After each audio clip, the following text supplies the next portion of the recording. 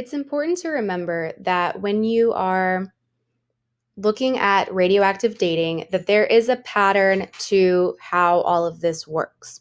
So you have to look at the half-lives and then understand the percentage of the remaining radioactive isotopes that should be there during that half-life and the fraction that goes along with it. Because sometimes questions will ask you when 1/4 of this is remaining, blah, blah, blah. Or sometimes they'll say there's 50% of this isotope, okay? So this is going to help you fill out or understand how to answer some of those questions a little bit better. So on half-life 0, this is whenever the isotope is first created, we're always going to have 100% radioactive isotopes present. Then the fraction obviously would be 1 or 1/1, if you prefer to type it that way. The second, or the first half-life, remember it's called a half-life because that's when half of the radioactive element has decayed into stable daughter isotopes. So at one half-life, what percentage do you think is going to be remaining?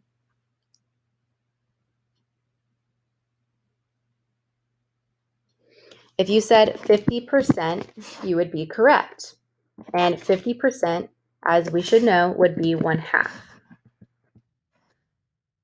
So at the second half-life, what percentage do you think is going to be remaining?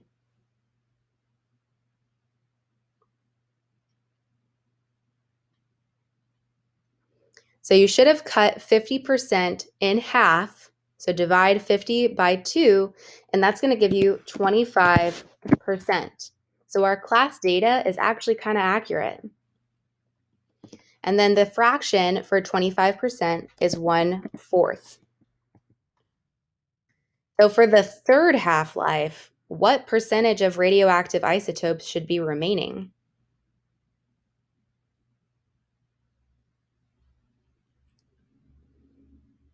Hopefully you are catching on and you decided to divide 25 by 2, and that would give you 12.5%. 12.5% in fractions is 1/8. So what about the fourth half-life? What happens then? What would be that percentage?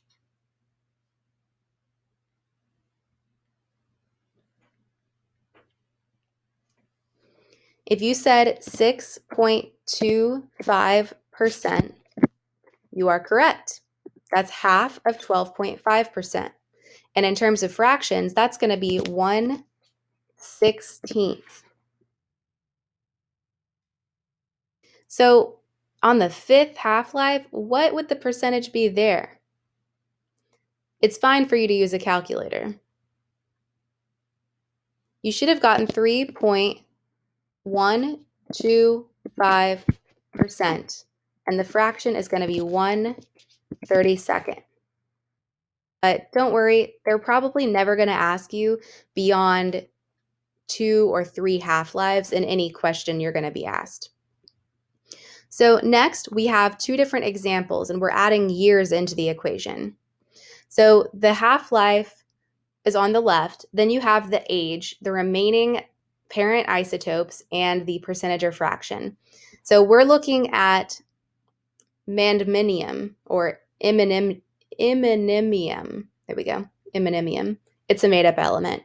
It has a half-life of 30 seconds. So at 0, obviously it's 0 seconds old. It has 100 isotopes remaining and 100% of those isotopes.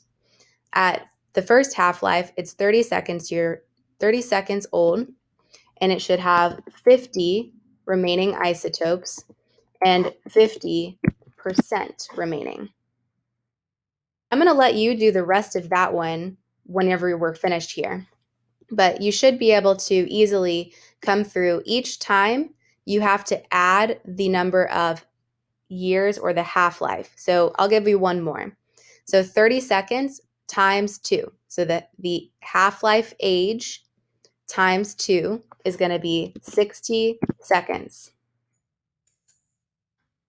Then you do it again. 30 seconds times 3 is going to be 90 seconds.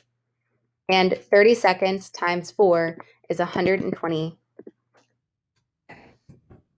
So you can figure out these portions, though, on your own. And the second example is pneumium, another made-up element. It has a half-life of 25 years. I'm going to leave this one for you to complete on your own.